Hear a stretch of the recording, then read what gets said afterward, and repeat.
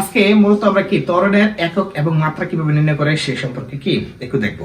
দেখো একটি খেয়াল করো।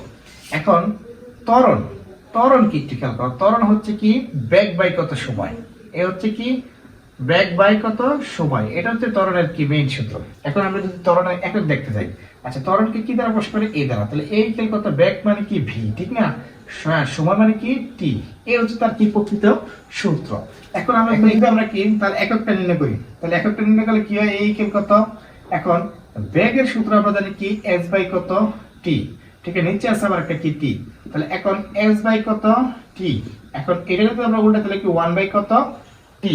এখন একটু খেয়াল করা, উপরে কি গুণ করলে কত এস, আর এখানে কত টি স্কয়ার। এখন এস এর কি, এস মানে কি স্মরণ, স্মরণ একক কি মিটার, আর টি মানে কি সময়। তাহলে সময় একক কি আমরা সেকেন্ড হিসাব করি, তাহলে স্কয়ার, ঠিক না? এখন মিটারটা যদি আমরা কি এদিকে আনি তাহলে ওয়ান বাই স্কয়ার মানে কি এস ইনভার্স কত টু। এই হচ্ছে মূলত আমরা কি ত্বরণের কি একক।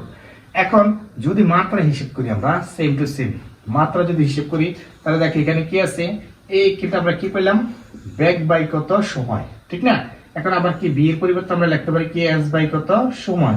এখন নিচে আছে কি টি, সেম আগের মতন। তাহলে জিনিসটা যদি আমরা ক্যালকুলেশন করি এস বাই কত টি স্কয়ার আসে। এখন এস মানে কি এল, স্মরণ, স্মরণের মাত্রা হচ্ছে এল, আর সময় মানে কি টি, সাথে আছে কি স্কয়ার। তাহলে এলটা যদি আমরা কি এদিকে আনি তাহলে ওয়ান বাই কত টি স্কয়ার। এখন L into one by T square মানে কি টি ইনভার্স কত টু। এ হচ্ছে আমার কি ত্বরণের মাত্রা, বুঝতে পারছি?